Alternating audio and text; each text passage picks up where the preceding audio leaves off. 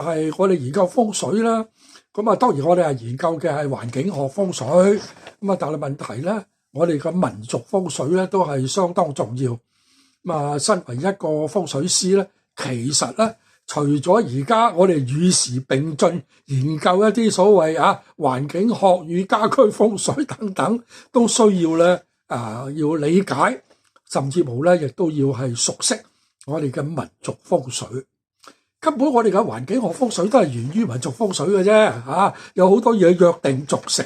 不過你話而家我哋嘅環境學風水咧，就係下下咧係講求一啲所謂科學性嘅論據，點解咁？點解咁？點解咁？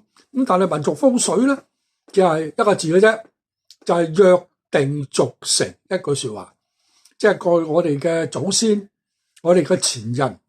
經過歷朝歷代，經過數千年咁嘅一啲咁嘅做法，咁啊發覺咧，個個都即係覺得有一定嘅效果，即係可能係一種心理上啦，即係做咗之後就係心安理得。